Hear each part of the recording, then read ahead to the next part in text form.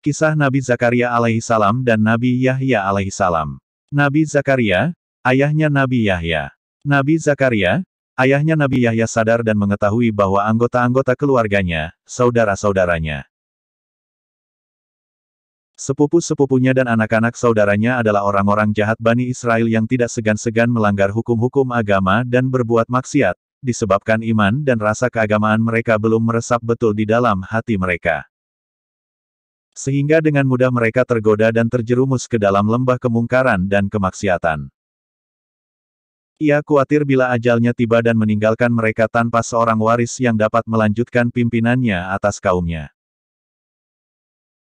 Bahwa mereka akan makin rusak dan makin berani melakukan kejahatan dan kemaksiatan, bahkan ada kemungkinan mereka mengadakan perubahan-perubahan di dalam kitab suci Taurat dan menyalahgunakan hukum-hukum agama. Kekhawatiran itu selalu mengganggu pikiran Zakaria di samping rasa sedih hatinya bahwa ia sejak kawin hingga mencapai usia 90 tahun, Tuhan belum mengurniakannya dengan seorang anak yang ia idam-idamkan untuk menjadi penggantinya memimpin dan mengimami Bani Israel. Ia agak terhibur dari rasa sedih dan kekhawatirannya semasa ia bertugas memelihara dan mengawasi Maryam yang dapat dianggap sebagai anak kandungnya sendiri. Akan tetapi rasa sedihnya dan keinginannya yang kuat untuk memperolehi keturunan tergugah kembali ketika ia menyaksikan mukjizat hidangan makanan di mihrabnya Maryam. Ia berpikir di dalam hatinya bahwa tiada sesuatu yang mustahil di dalam kekuasaan Allah. Allah yang telah memberi rezeki kepada Maryam dalam keadaan seorang diri tidak berdaya dan berusaha.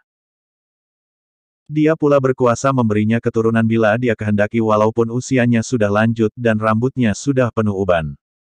Pada suatu malam yang sudah larut duduklah Zakaria di mihrabnya mengheningkan cipta memusatkan pikiran kepada kebesaran Allah seraya bermunajat dan berdoa dengan khusyuk dan keyakinan yang bulat. Dengan suara yang lemah lembut berucaplah ia dalam doanya, "Ya Tuhanku, berikanlah aku seorang putera yang akan mewarisiku dan mewarisi sebagian dari keluarga Yakub, yang akan meneruskan pimpinan dan tuntunanku kepada Bani Israel.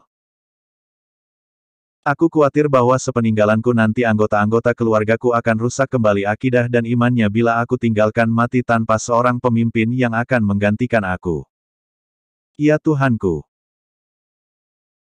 tulangku telah menjadi lemah dan kepalaku telah dipenuhi uban sedang istriku adalah seorang perempuan yang mandul namun kekuasaanmu adalah di atas segala kekuasaan dan aku tidak jemu-jemunya berdoa kepadamu memohon rahmatmu mengurniai kau seorang putera yang soleh yang engkau ridai." Allah berfirman memperkenankan permohonan Zakaria, "Hai Zakaria, kami memberi kabar gembira kepadamu. Kamu akan memperoleh seorang putera bernama Yahya yang soleh yang membenarkan kitab-kitab Allah menjadi pemimpin yang diikuti bertahan diri dari hawa nafsu dan godaan syaitan serta akan menjadi seorang nabi."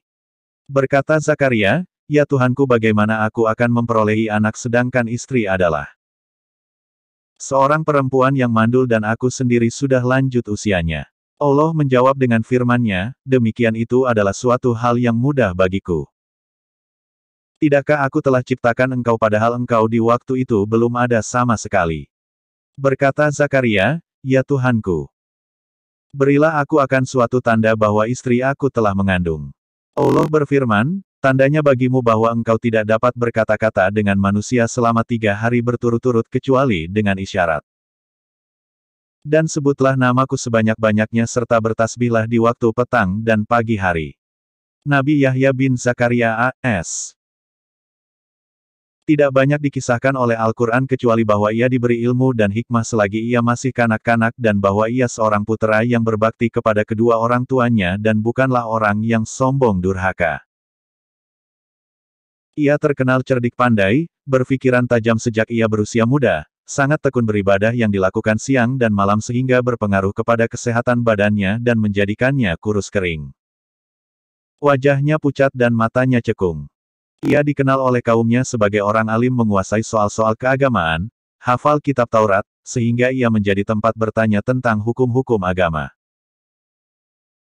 Ia memiliki keberanian dalam mengambil sesuatu keputusan, tidak takut dicerca orang dan tidak pula menghiraukan ancaman pihak penguasa dalam usahanya menegakkan kebenaran dan melawan kebatilan.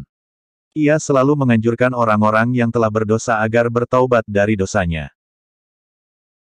Dan sebagai tanda taubatnya mereka dipermandikan, dibaptiskan, di sungai Yordan.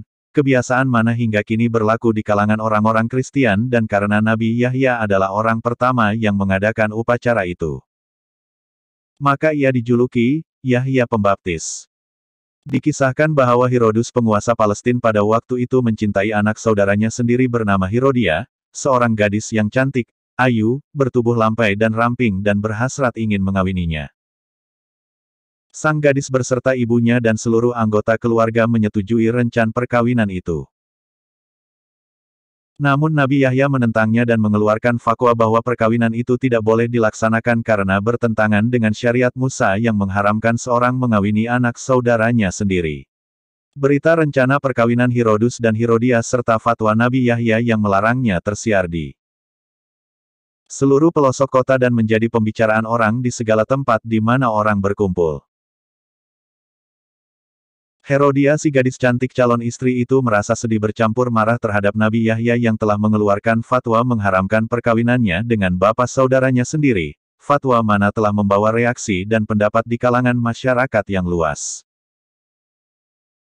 Ia khawatir bahwa bapak saudaranya Herodus calon suami dapat terpengaruh oleh fatwa Nabi Yahya itu dan terpaksa membatalkan perkawinan yang sudah dinanti-nanti dan diidam-idamkan. Bahkan sudah menyiapkan segala sesuatu berupa pakaian maupun peralatan yang perlu untuk pesta perkawinan yang telah disepakati itu. Menghadapi fatwa Nabi Yahya dan reaksi masyarakat itu, Herodia tidak tinggal diam.